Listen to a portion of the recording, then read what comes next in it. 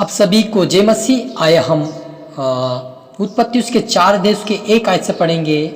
जब आदम अपनी पत्नी हवा के पास गया तब उसने गर्भवती होकर केन को जन्म दिया और कहा, मैंने यहोवा की सहायता से एक पुरुष पाया है। फिर उसने उसके भाई हबील को भी जन्म दिया। हबील भेड़ बकरियों का चरवा बन गया, परंतु केन भूमि पर खेती करने वाला किसान बना। कुछ दिनों के पश्चात केन यहोवा के भूमि में से कुछ उपज भेंट ले आया। हबील भी अपनी भेड़ बकरियों के कोई पहलोटा भेंट चढ़ाने के लिए ले आया और उनकी चर्बी भेंट चढ़ाई। तब यहोवा ने हबील और उसकी भेंट तो ग्रहण किया, परंतु केन और उसकी भेंट को उसने ग्रहण ना किया। तब केन अति क्रोधित हुआ और उसके मुंह पर उदासी छा गई। आइए हम छोटी सी प्रार्थना करें। धन्यवाद पिता परमेश्वर पवित्र आत्मा जी, वचनों की दोबारा प्रभु जी हम हर एक से बातचीत कीजिए। आप मेरे मुख से होकर बोलिए पिता, जितने देखने वाले सुनने वाले पिता उनकी आत्मिक कान आत्मिक आंखें खोले पिता, और इन वचनों द्वारा आशीषित पाए मेरे पिता पर सबके जो में आशीष लेकर आप बड़े में घटे प्रार्थना दुआ यीशु के नाम से आमेन। तो मेरे अजीजों में आशा करता आप खुश होंगे। और यहाँ पर हम देखते हैं जब आदम और हवा को परमेश्वर ने बनाया और इनको वाटिका से निकाल दिया, तब इनके जीवन रहने का निवास ये खुद ही बना लिए।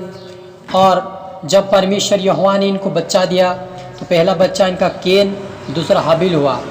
और जब जो केन और हबील दोनों एक जो था, केन किसानी करने लगा, हबील छोटा भाई भेड़ बकरियों को चरवा बन गया।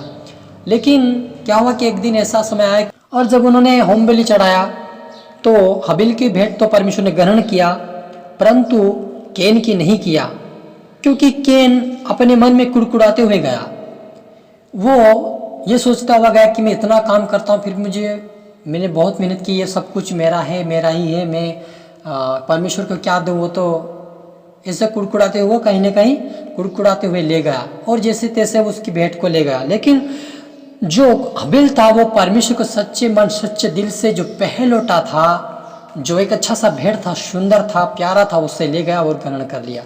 जैसे उसकी भेंट को परमेश्वर ने ग्रहण किया, वैसे ही केन के अंदर उदासी छा गई और वो गुस्से में आ गया।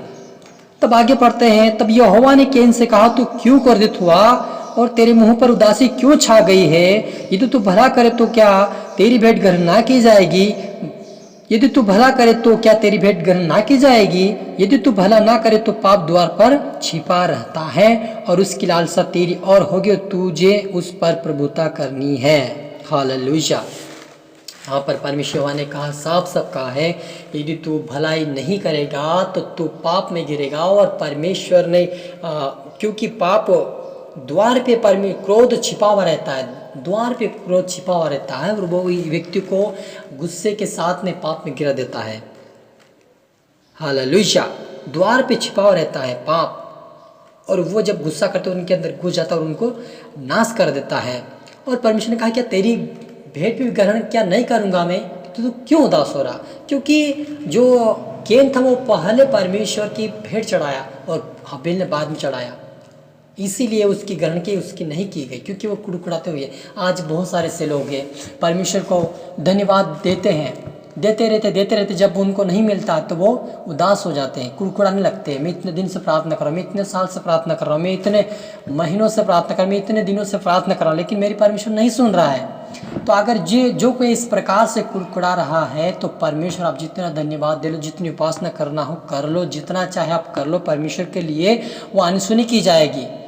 क्योंकि ये केन कितनी मेहनत करने वाला व्यक्ति, खेत में बहुत मेहनत करना पड़ता है वो, लेकिन वो कुड़कुड़ाते हुए चढ़ाया। हालेलुया। आप यदि आशीष पाना चाहते हबील के तरह, तो आप आत्मा और सच्चाई से परमेश्वर की महिमा कीजिए, आत्मा और सच्चाई से धन्यवाद दीजिए, विश्वास के साथ प्रार्थना कीजिए, परमेश्वर आपकी सुनेगा और एक एंजल आपके घर आज जरूर आएगा और आपको ब्लेसिंग दिलाएगा। आइए हम प्रार्थना करें। धन्यवाद पिता परमेश्वर, मैं प्रार्थना करता हूँ पिता परमेश्वर, केन के समान नहीं प्रभु जी, जितने देखने वाले सुनने वाले हबील के समान बने। आत्मा और सच्चाई से हमें आपकी आराधना आपकी प्रार्थना करना सीखा। हमारी जुबा हमारे पिता परमेश्वर हृदय को खोल दे मेरे पिता। और पिता हमारे अंदर एक नम्र और दीनता परमेश्वर दे। हमें गुस्से की आत्मा नहीं चाहिए, हमें पिता बेट की आत्मा नहीं चाहिए, हमें पिता चिड़चिड़ापन की आत्मा नहीं चाहिए।